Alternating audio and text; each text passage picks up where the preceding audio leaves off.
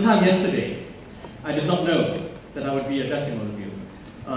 But since I'm quite familiar with and fond of the MSLS, I agreed to step in. I was talking to the committee just now. I think I am the 5th person they asked, so I hope I don't disappoint. Nonetheless, thank you for the opportunity to address student leaders. Indeed, even though Saturday morning can be a challenge.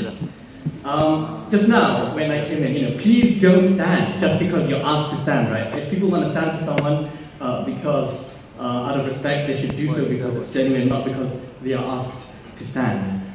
So please don't stand for any politicians, when they say announcing the arrival of, stand if you like them, but otherwise sit down.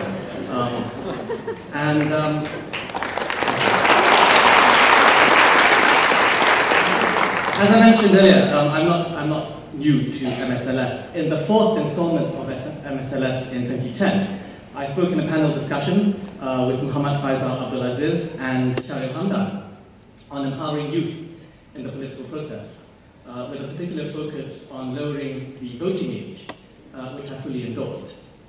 2 years on, the issue of electoral reform remains as hot as ever, but I do think progress has been made. At least superficially, the government has responded to some of the demands made by civil society in a particular process, and the Election Commission itself is communicating a lot more than it used to.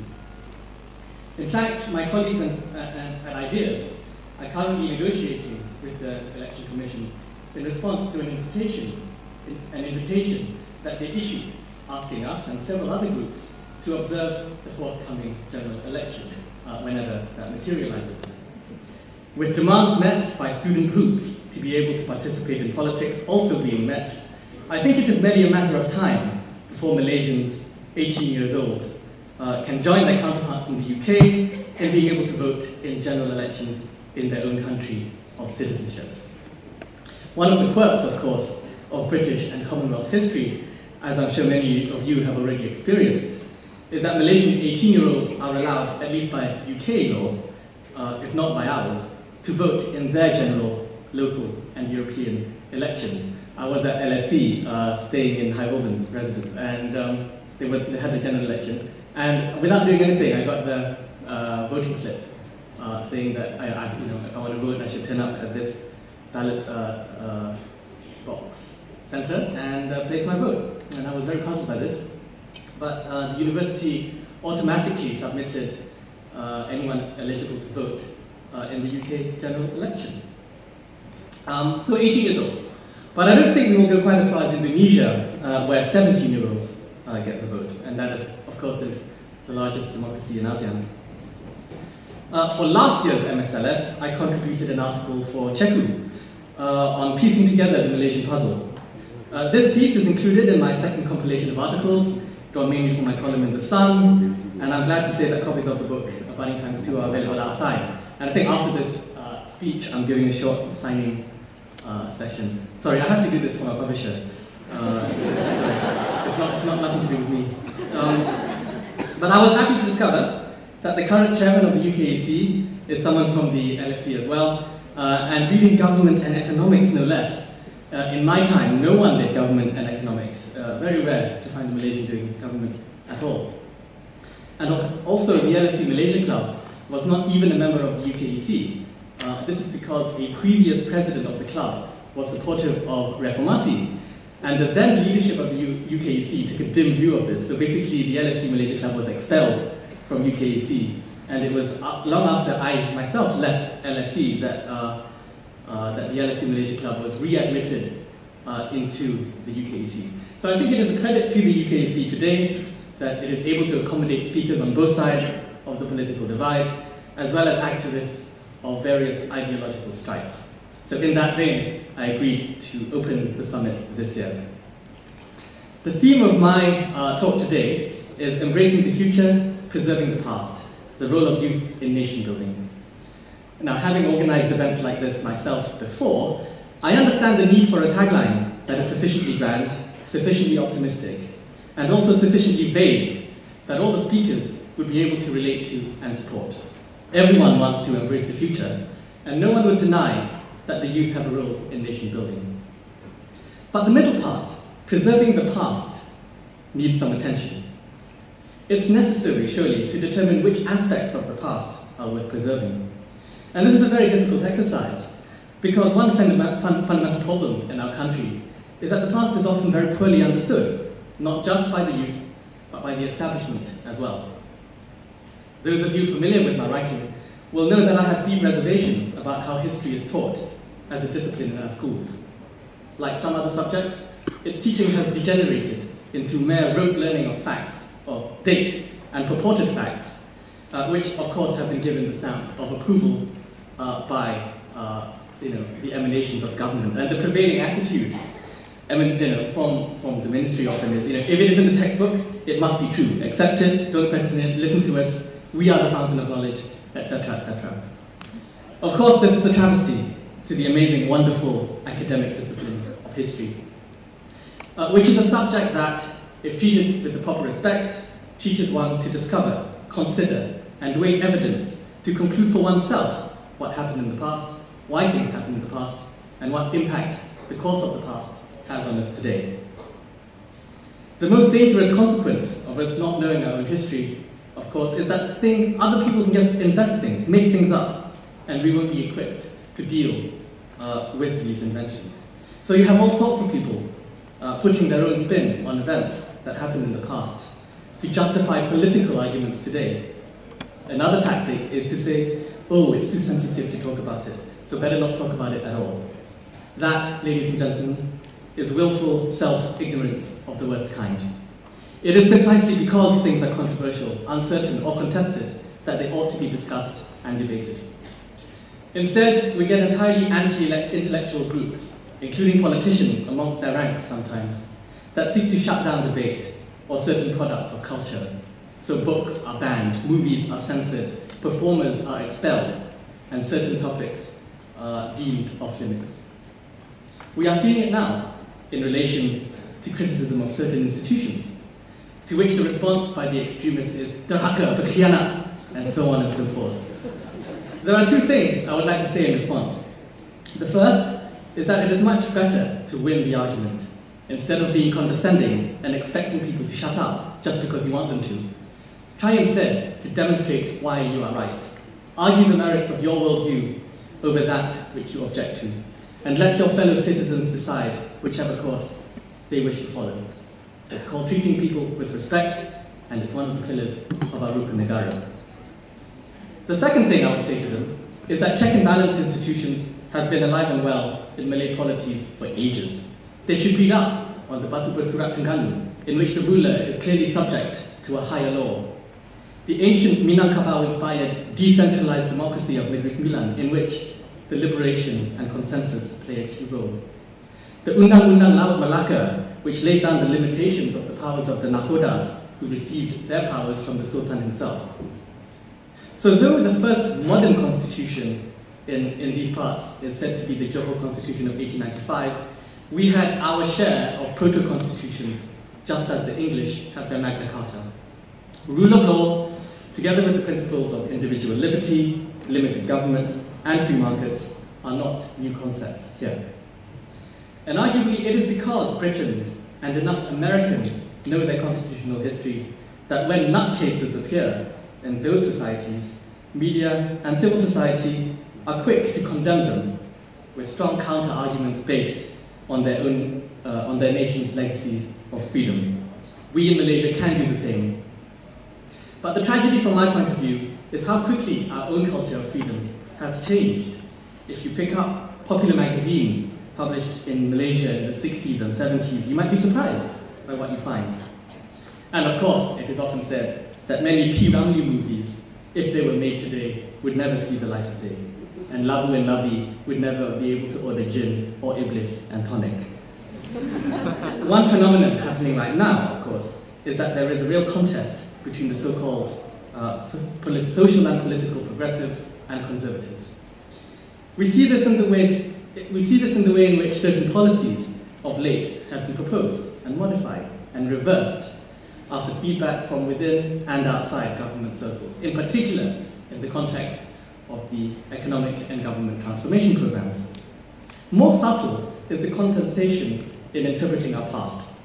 Recently, you may have seen documentaries on History International or Discovery Channel that explore life during eras such as the Japanese occupation or the emergency, or focus on individuals like Tun Razak or P. Ramlee, or consider the relevance of institutions such as royal heads of states. You may also have seen musicals that touch upon these subjects. So there are those who do take an interest in unearthing and sharing aspects of the forgotten past, and they are indeed supported by agencies of the government. Unfortunately, these products are often not accessible to the majority of the Malaysian population. And trying to remedy a failed history curriculum through big budget documentaries is not a very sound policy. Incidentally, I know that many teachers in the government system agree with me. Last month, I addressed 200 of them at a teacher training college, and they were far more radical than I was in expressing frustration with the contrast between guidelines from the top and the realities on the ground. To some of their concerns, there is too much centralization, too much rigidity, and too much arrogance.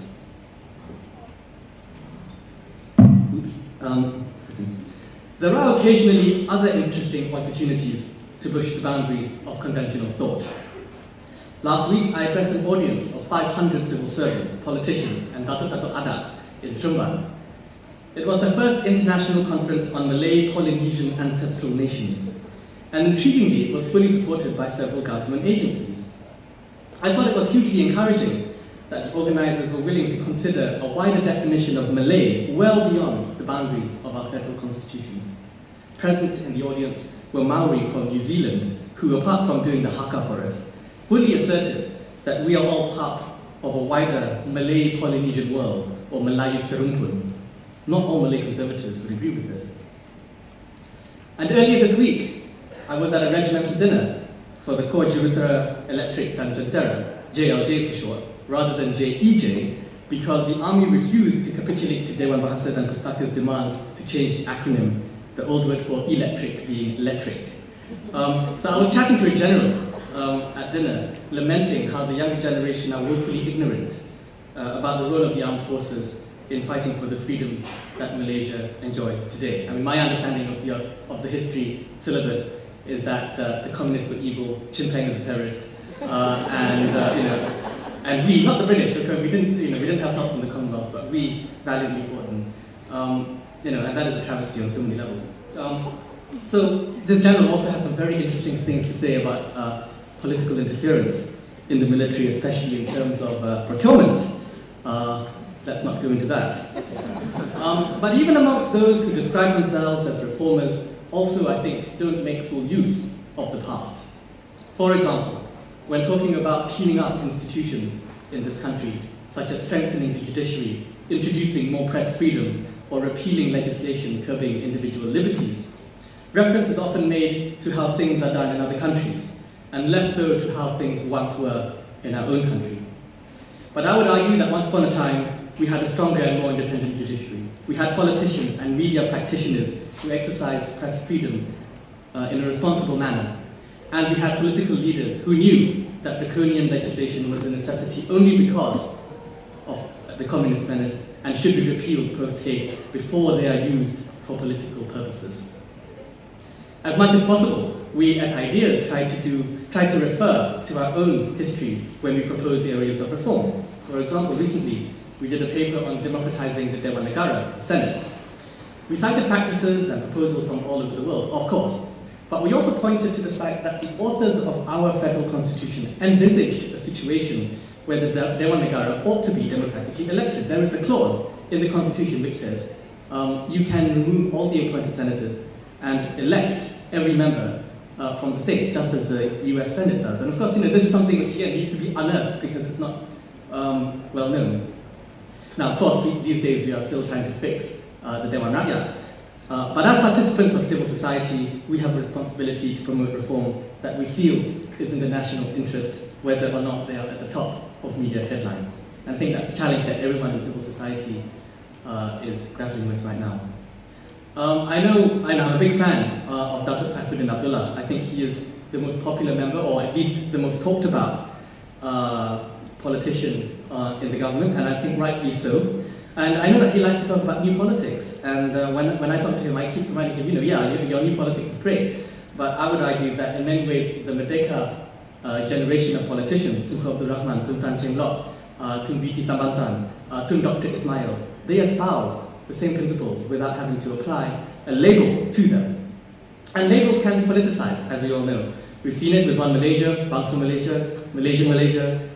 People spend time arguing about what these mean and use all sorts of use all sorts of justifications to fit their own definition to those labels. It can lead to more division rather than unity sometimes. It is the substance that counts at the end of the day, and it is in preserving the past that we can acquire a meaningful substance. And once we have that substance, then we are more likely to become model citizens. And that, above all else, is what I think the role of youth in nation building in Malaysia really should be today. By good citizenship, I mean genuinely upholding the Rukun Negara, meaning the words when you sing Negaraku, being active members in civil society, and fulfilling one's responsibilities in a participatory democracy. Apart, of course, from being good fathers, mothers, sons, and daughters. For those of you studying abroad, there is no shame at all in starting careers and getting experience overseas. I did it myself. But I hope that deep inside, all of you want to return home and contribute to our nation. I know that this will be a difficult decision for many of you. I myself was away for 11 years and returned to Malaysia because of a combination of push and pull factors. I had no ideas, I had some ideas, but I had no idea what I would be doing career-wise when I got home. And in the early days, it was a real slog to get ideas off the ground. But if all the right people escape Malaysia, then it makes it much harder for those remaining to push through the reforms that we all know will benefit our fellow citizens. For everyone in this room, everyone in my generation and your generation knows all about building towers and monuments and planned cities and annexed federal territories. It is our institutions that need rebuilding. Of course, I have also since discovered that life can change quickly and suddenly. And I am thankful to now be in a unique and privileged position where I get to meet people of all backgrounds and give royal opening addresses to events like this. In doing so, I learned so much more about my country that I did not have the opportunity to do so before. I want to conclude by repeating the words of a previous speaker at MSLS. In fact, his speech was so powerful that it remained in circulation long after he delivered it. I think it's the best speech by a Malaysian politician I've ever heard, so I hope you'll forgive me in reproducing quite a long chunk of it here. So 2 years ago, Tunku Razali Hamzah encouraged your predecessors in this hall to, open quote, overcome the urge to have our hopes for the future endorsed by the Prime Minister. He will have retired, and I'll be long gone when your future arrives. The shape of your future is being determined now. Don't let the politicians you have invited here talk down to you. Over the last 25 years, much of the immense wealth generated by productive people and our vast resources has been looted. This was supposed to have been your patrimony, the uncomplicated sense of belonging fully, wholeheartedly, unreservedly to this country in all its diversity has been taken from you. Our sense of ourselves as Malaysians, a free and united people, has been replaced by a tale of racial strife and resentment that continues to haunt us. The thing is, this tale is false. The most precious thing you have been deprived of has been your history. Someone of my generation finds it hard to describe what must seem like a completely different country to you now. Malaysia was not born in strife, but in unity. Our independence was achieved through a demonstration of unity by the people in supporting a multiracial government led by Tunku Abidin Muhriz. That show of unity demonstrated first through the municipal elections of 1952 and then through the Alliance's landslide victory in the elections of 1955 showed that the people of Malaya were united in wanting their freedom. Today we are no longer as united as we were then. We are also less free. I don't think this is a coincidence. It takes free people to have the psychological strength to overcome the confines of a racialized worldview. It takes free people to overcome those politicians bent on hanging on to power gained by racializing every feature of our life, including our football teams. Close book. Ladies and gentlemen, in a way, Cooley encapsulates both halves of my theme of my speech. He is old enough to have worked with the Merdeka generation of politicians, and therefore is a witness to a future that was once embraced, and it is a past which we should strive to preserve. Speaking of sport, we will soon be competing in the Olympics, and once again, millions of Malaysians of all backgrounds will come together to cheer our athletes forward. I certainly hope that they will bring back a haul of medals that can serve as a powerful metaphor of success that we can replicate in our political environment. Indeed, our sporting prowess, just as the state of our democracy, was once the envy of the region and the world. Back in school, I remember reading Ovid's Metamorphosis, and how it could be said that many of the metamorphoses that happen in the book are random. Ovid seems to use metamorphosis as a way to basically tell a story, and to tell stories of tragedy and success, and fame, and sadness, and love, and strife. But we in this room today have an opportunity not to be random. We can take control of our destiny. With that, I wish all participants of the 6th Annual the Student Leaders Summit, a very thought-provoking, character-building, and intellectually enriching weekend. Thank you. Wassalamu alaikum.